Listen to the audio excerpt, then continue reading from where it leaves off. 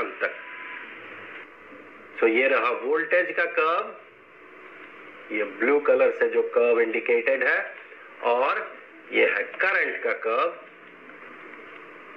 ये yellow colour से जो कर्व इंडिकेटेड है। और ये जो एक्सिस है एक्स एक्सिस, ये टाइम को रिप्रेजेंट कर रहा है।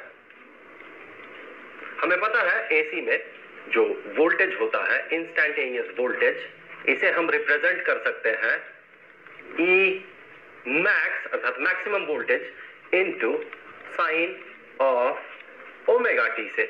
यहां पर ये टी जिस समय में हम इंस्टैंटेनियस वोल्टेज को कंसीडर करते हैं वो समय होता है, और ये ओमेगा जिस कर्व से ये वोल्टेज इंडिकेटेड है इस कर्व का एंगुलर वेलोसिटी होता है। तो इस केस में जो इंस्टैंटेनियस करंट होता है इसे हम रिप्रेजेंट कर पाते हैं maximum current into sine of omega T plus pi by 2 से। यहां पर ये पाई बाई 2 इन दोनों साइन वेव्स के बीच का फेज डिफरेंस है। अगर आप इस ग्राफ को देखें, ध्यान से देखें, तो आप ये पाएंगे कि जब टाइम इज इक्वल टू 0, इस पॉइंट ऑफ टाइम में टाइम इज इक्वल टू 0, उस समय इस टर्म का वैल्यू 0 होगा, तो sine of 0 is equal to 0। So जो वोल्टेज होगा वो 0 होगा। यहां पर देखिए जो वोल्टेज है ब्लू कलर का कर्व जो है उसका वैल्यू देखिए यहां पर ये 0 है। पर जब t 0 है, टाइम इज इक्वल टू 0, तो ये ओमेगा टी ये तो हो गया 0, लेकिन ये पाई बाई 2 यहां पर बचा हुआ है। तो ये जो टोटल एक्सप्रेशन है ये पाई ओवर 2 के बराबर है, जो कि 90 डिग्री होता है अगर डिग्री में कहे तो। और हमें पता है sine of 90 degree is equal to 1। तो जो करंट होगा वो मैक्सिमम करंट के बराबर होगा। तो देखिए करंट इस पॉइंट ऑफ टाइम में जब टाइम इज इक्वल टू 0, उस समय जो करंट है वो मैक्सिमम है। उसी तरह से एक और टाइम कंसीडर करें, एक ऐसा समय जब ओमेगा टी का वैल्यू होगा पाई बाई 2। तो जब ओमेगा टी का वैल्यू पाई बाई 2 होगा, इसका मतलब ये जो एक्सप्रेशन है ये बनेगा साइन ऑफ पाई बाई 2 अर्थात साइन 90 डिग्री। हमें पता है sine 90 degree is equal to 1। उस समय जो वोल्टेज होगा वो मैक्सिमम वोल्टेज के बराबर होगा।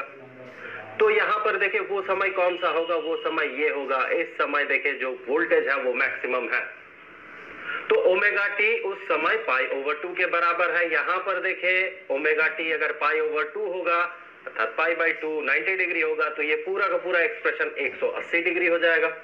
और हमें पता है sine of 180 degree is equal to 0।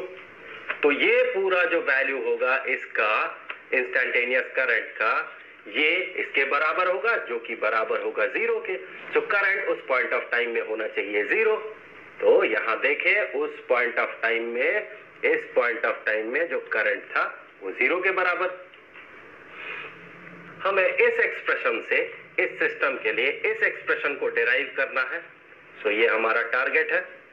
हम इसे मैथमेटिकली डिराइव करेंगे, लेकिन उससे पहले हमें इसका फिजिकल इंट्यूशन ग्रो करना होगा।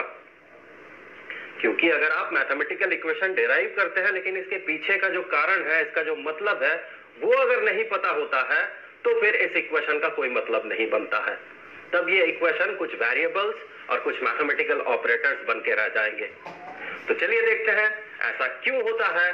क्यों जब वोल्टेज मैक्सिमम होता है तो करंट 0 होता है, और क्यों जब वोल्टेज 0 रहता है तब करंट मैक्सिमम होता है। कुछ हद तक तो हम इसे समझ ही पाएंगे, उसके बाद मैथमेटिकली हम इसे डिराइव करेंगे। तो सबसे पहले देखिए ये सोर्स है एसी का, ये एक ऐसा पॉइंट ऑफ टाइम है जिस समय इसका वोल्टेज बढ़ रहा है, अर्थात ये है वो समय। तो इस समय देखिए ये जो कैपेसिटर होगा इसमें कोई चार्ज नहीं होगा।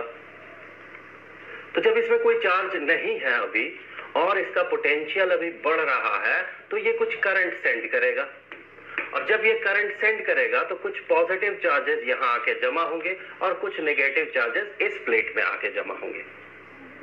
अब इसका वोल्टेज बढ़ते गया और बढ़ा, तो इसने और करंट सेंड किया। अब करंट सेंड करते करते चार्ज यहाँ एक्यूमुलेटेड होते गया, और चूंकि इसमें बहुत सारे पॉजिटिव चार्ज आ गए इस प्लेट में और इस प्लेट में नेगेटिव चार्जेस आ गए, अब ये कैपेसिटर क्या करेगा, करंट को आने से रोकेगा, पॉजिटिव चार्जेस को यहां एक्यूमुलेट होने से रोकेगा, क्योंकि यहां बहुत सारे पॉजिटिव चार्जेस हैं। तो एक समय ऐसा आएगा कि वोल्टेज तो मैक्सिमम हो जाएगा, लेकिन इतने चार्जेस